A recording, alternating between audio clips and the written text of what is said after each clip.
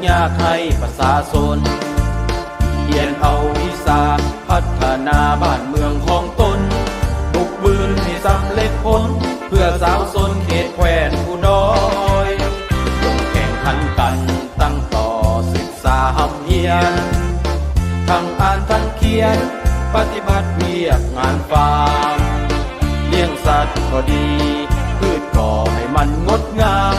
ต้นมีต้นม่วงต้นขาให้งดงามสีเขียวกะดีนี่ละเนาะวิชาการด้านกสิกรรม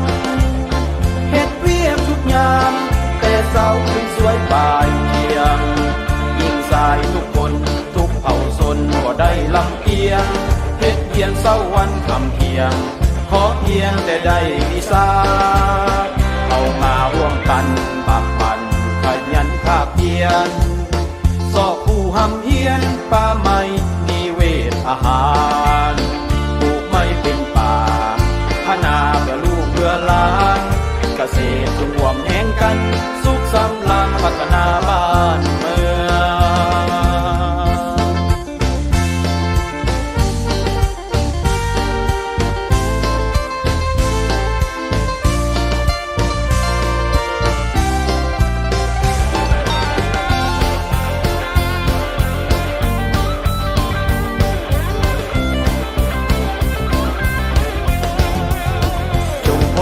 กันแข่งขันกันก้าวไป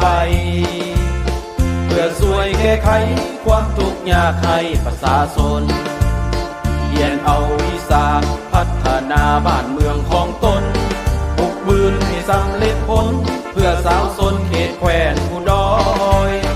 ต้องแข่งขันกันตั้งต่อศึกษาหำเฮียนทั้งอ่านทั้งเขียนปฏิบัติเวียกงานฟาร์มเลี้ยงสัตว์ก็ดีพืชก่อให้มันงดงามต้นมีต้นม่วงต้นขาให้งดงามสีเขียวกะดีนี่ละเนาะวิชาการด้านกสิกรรมเฮ็ดเวียกทุกยามแต่เช้าถึงสวยบ่ายเที่ยงยิ่งสายทุกคนทุกเผ่าชนก็ได้ลำเอียงเฮ็ดเพียงเช้าวันคำเพียงขอเพียงแต่ได้วิชาเอามาร่วมกันบักบันขยันภาคเพียรสอบผู้หำเฮียนป่าไม้นิเวศอาหารปลูกไม้เป็นป่าพนาเพื่อลูกเพื่อหลานเกษตรรวมแห่งกันสุขสำราญพัฒนาบ้านเมืองเกษตรรวมแห่งกันสุขสำราญพัฒนา